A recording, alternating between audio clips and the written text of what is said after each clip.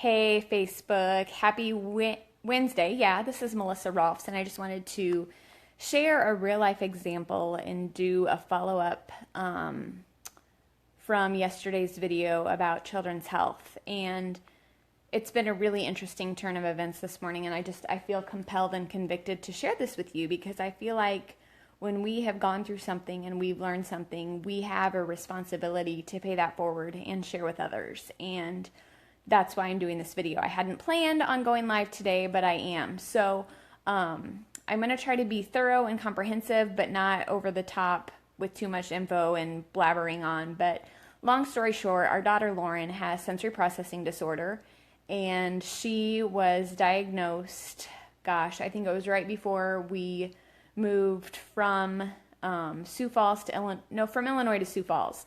And so what that looks like is the highways in your brain don't connect, and so you can't process all of the information that's coming at you. So Lauren is very sensitive to loud noises.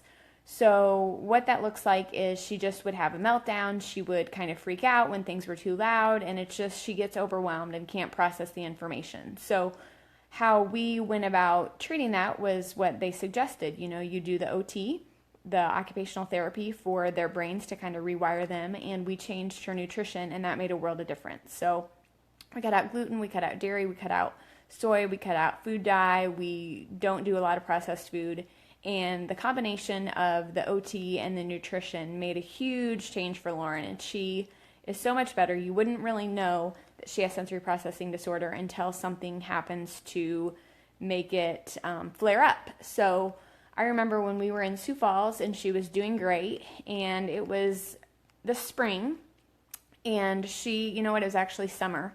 She was just out of preschool, and I sent the kids to daycare like 1 or 2 days a week for the summer, and after she had been there, she totally regressed, and it was really bad, and we didn't know what was causing it. And long story short, we discovered that they had sprayed with a pesticide, and the chemicals in the pesticide were causing her to flare up and react. So her birthday was this weekend, and we did a gluten-free, dairy-free cake and frosting, but the frosting did have soy in it, which I was a little bit hesitant about, but thought, you know what, she doesn't have a lot of soy, we'll give it a try. And her behavior was just completely off, and it's continued to be off, and finally it clicked in my head this morning. It's spring in central Indiana. They're probably spraying for bugs at the school. So I sent an email, and sure enough, they've sprayed for pesticides, or they've used pesticides to spray for bugs. And so I guess I just want to share this with you as kind of to put it on your radar. If your kids are acting out, if they're having behavioral issues and their sleep hasn't changed, their diet hasn't changed, it could very well be something in the air that's affecting them, like a pesticide. And so I think it's just really important as parents that we are aware of what's happening in our kids' bodies, that we're aware of what's going on in the environment that's affecting them, that we're their advocate, because they don't know what's going on. They can't tell us what's happening. They can't say, oh, I think it's the pesticides at school. No, they don't know that. It's not on their radar. And for so many parents, it's not on our radar either. So I guess I'm just sharing my experience with the hopes that if you're going through this, it'll be on your radar and you'll be aware, because everything around us affects us, guys. What we eat, what we drink, what we breathe in, what's in the air, like it affects us. It does. And so